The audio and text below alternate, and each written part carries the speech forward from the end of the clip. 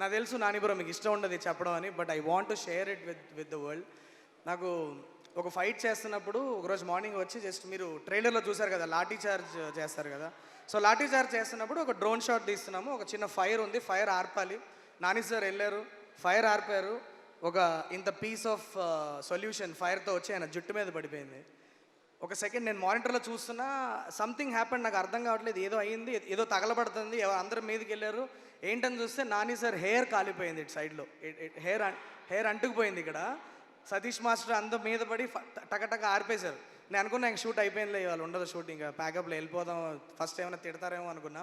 ఇమీడియట్గా వచ్చారు, వచ్చి అలా నేను చూసి ఏంటి డ్యామేజ్ ఏమైనా అయిందా చూడండి అన్నారు. ఒక 2 minutesలో వెళ్ళి క్యారవాన్కి వెళ్ళిపోయి గబగబా సర్దేసుకొని ready let's go for short.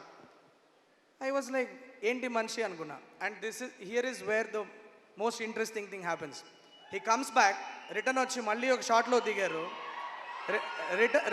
Return వచ్చి మళ్ళీ ఒక షాట్లో దిగారు.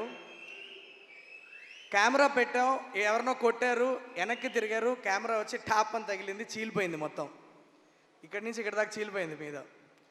బ్లడ్ దర వెళ్తుంది, పట్టేసుకొని ఫస్ట్ బ్లడ్ ఆగిన తర్వాత first thing that he asked ఇంకా ఎన్ని షాట్లు ఉన్నాయని అడిగాడు.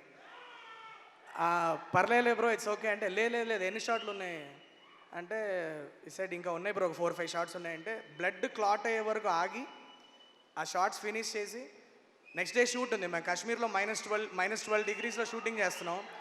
అదే రోజు నైట్ ఫ్లైట్ ఎక్కి ఢిల్లీకి వెళ్ళి దాన్ని ట్రీట్మెంట్ చేసుకొని నెక్స్ట్ డే మార్నింగ్ 5 o'clock మళ్ళీ శ్రీనగర్లో దిగి 3 hours ట్రావెల్ చేసి పహల్గామ్లో 9 నాతో షాట్లో ఉన్నాడు మనిషి.